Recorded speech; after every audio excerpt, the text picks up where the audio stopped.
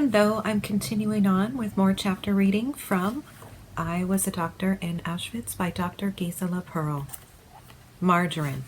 Those first weeks at Auschwitz were unbearably miserable by the various skin eruptions caused by the weather, exposure, deficient food, and lack of water for drinking and washing. The lice plague made these eruptions more serious. We scratched in our sleep, even if we were strong enough to refrain from it while awake, and sores became infected until our whole body was covered with deep, crater-like wounds. The fact that I had to stand by and watch while helpless women around me lost first their health and, as a consequence, their lives, made me deeply miserable. But there was nothing I could do for them without drugs, medicines, salves, bandages, and medical instruments. And then one day I had an inspiration. I declared very authoritatively that margarine was the best medicine against all kinds of skin diseases. We must save our margarine. We must save our rations and use them on our bodies. Some believed me implicitly, for wasn't I a doctor and supposed to know such things? Others just smiled or sneered. But when those who used this new salve began to get better, the fame of margarine spread all over the camp, and even the most cynical tried it, saying that, after all, it could do no harm. By some miracle, psychological rather than physiological, the sores healed, no new eruptions occurred, and the value of margarine soared to an unbelievable height. Margarine became the highest priced article in Auschwitz, more expensive than bread, clothing, or shoes. The latrine, our stock exchange, was constantly crowded with women who gave away their most highly valued possessions for a dab of margarine. I kept encouraging this new faith, explaining to them that I was going to patent this new discovery of mine as soon as we got out of Auschwitz. I was going to make millions on it. Such a simple device. How strange that no one else discovered it. But of course, it is always the simplest things that make the most money. I continued the use of this miracle salve even after the sign "Hospital" was nailed over the entrance of block number 15. That sign kept me from eating and sleeping. I was trembling with excitement, with hope. Everything will be better now, I thought.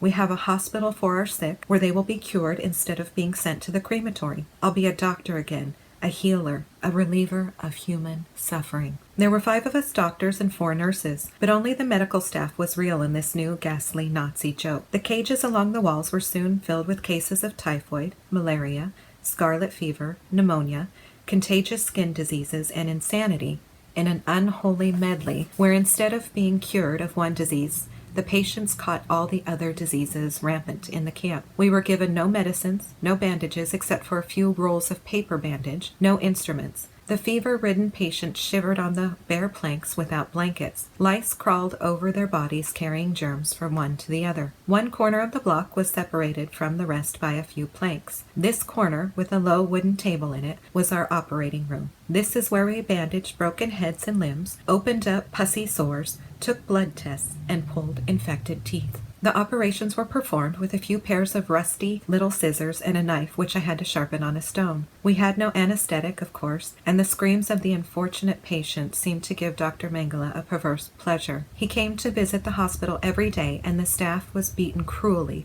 in front of the patients if the walls were not freshly whitewashed and the floor swept clean with our bare hands, as we had no broom. The sick could rot in their skins, but the walls had to be whitewashed. Still, some of the sick left the hospital cured, more by being excused from roll call than through treatment. The hospital also gave me an opportunity to hide the pregnant women until I could interrupt their pregnancy and send them back to work. The little help I could give, mental as well as physical, made me forget my troubles and gave a raison d'etre until one day, when Dr. Mengele came charging into the hospital with his henchmen behind him to drag the sick out of their cages and send them all, without exception, to the burning furnaces. From then on, I did all I could to keep the sick out of the hospital. Sore throats, flu, and even pneumonia were permissible diseases which did not condemn the victim to immediate execution. But skin diseases, typhoid, malaria, and insanity were to be cured by the flames of the crematory. When the order came that pregnancy was no longer punishable by death, but had to be interrupted and the embryo delivered to Dr. Mengele for experiments, I was happy again. I could now officially save the lives of the pregnant women under slightly better conditions than the filthy floor of the dark barracks. Block 7, the latrine. Before we knew what went on in there, it was the ardent desire of all of us to be admitted to Block 7. This block was considerably cleaner and better built than the others. Rain did not seep through the roof. The cages were more solid, and even the air was cleaner. Block 7 was the worker block, and it housed fewer women than the others. One morning, a group of unknown SS officers and women appeared at the morning roll call. Their visit resulted in a new kind of selection, in which the young, the pretty, the well-built were pulled out of the ranks, not the weak, the old, and the sick-looking. Out of the 30,000 inhabitants of Camp C, about 700 young women were selected. The others watched in silence, not knowing whether to pity or envy the chosen ones. We followed them with our eyes and saw that they were being herded into Block 7, the worker block. The camp was soon seething with rumors. We heard that somewhere far away there was a radio factory in the middle of the forest, and that's where these women would go work. We did not know that the story about the radio factory was carefully planted among us. We did not know that all those fairy tales about the privileges accorded to those who were taken away for work were only part of the ghastly joke played on us. About 4 weeks later, an SS physician came to Camp C with a group of strong-armed SS men, and they entered Block 7 and locked the door from the inside. No one was permitted to go near the block. We still had no idea of what was happening,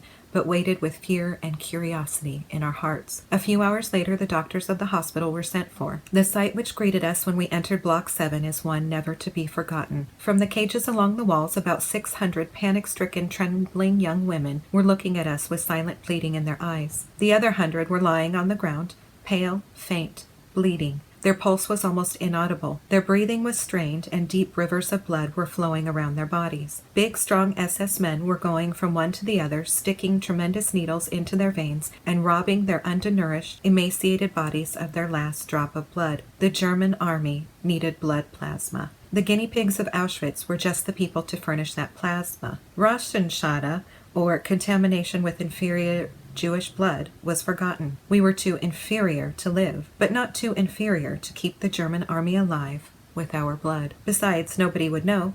The blood donors, along with the other prisoners of Auschwitz, would never live to tell their tale. By the end of the war, fat wheat would grow out of their ashes, and the soap made of their bodies would be used to wash the laundry of the returning German heroes. We were ordered to put these women back on their feet before they returned to camp, so as to make place for others. What could we do without disinfectant, medicine, liquid? How could we replace the brutally stolen blood? All we had were words, encouragement, tenderness. And yet, under our care, these unfortunate creatures slowly returned to life, and they even smiled when saying, "This is still better than the crematory." Block 7 was always full. Once it was the women with beautiful eyes who were told to come forward, once the women with beautiful hands, and the poor wretches always believed the stories they were told, came forward, and to the amusement of the SS henchmen, gave their last drops of precious blood for the German soldiers who used the strength robbed from us to murder our friends, our relatives, and our allies. One of the basic Nazi aims was to demoralize, humiliate, ruin us, not only physically, but also spiritually. They did everything in their power to push us into the bottomless depths of degradation. Their spies were constantly among us to keep them informed about every thought, every feeling, every reaction we had, and one never knew who was one of their agents. There was only one law in Auschwitz, the law of the jungle, the law of self-preservation. Women who in their former lives were decent, self-respecting human beings now stole, lied, spied, beat the others, and if necessary, killed them in order to save themselves. Stealing became an art, a virtue, something to be proud of.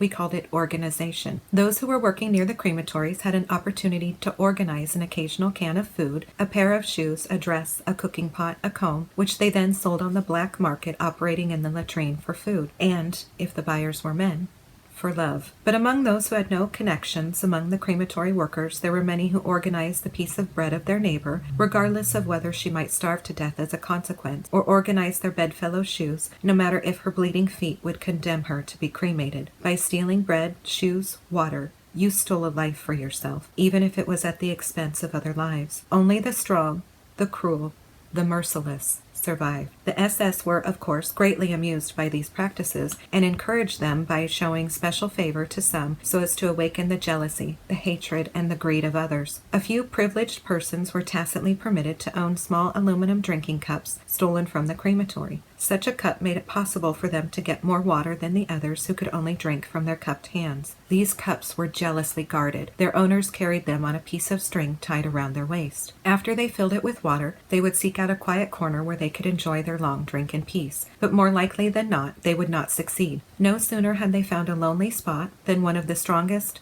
most brutal fellow prisoners would sneak up behind them, hit them over the head to rob them of their water and their cup. Most survived these attacks, but others, who had a thin skull or had no resistance, lost their lives for a drink of water and an aluminum cup. The latrine, without water of course, was one of the most important places in Camp C. It was our community hall, the center of our social activities, and our newsroom. In the second month of my stay in Auschwitz, the tiny hut, which served as a latrine, was closed down, and a whole block was consecrated to this worthy purpose. Ditches were dug along the walls and wooden planks thrown across the ditches. In the middle of the building ran a wide passage, and this is where the latrine superintendents walked up and down with filthy clubs in their hands, hitting those who spent too much time satisfying their urges or talking to their friends. The latrine was also our black market, our commodity exchange building. Here you could buy bread for your sausage, margarine for your bread, exchange food, shoes, a piece of cloth for love. It was here that we made plans for the future, gave expression to our despair, to our thirst for vengeance,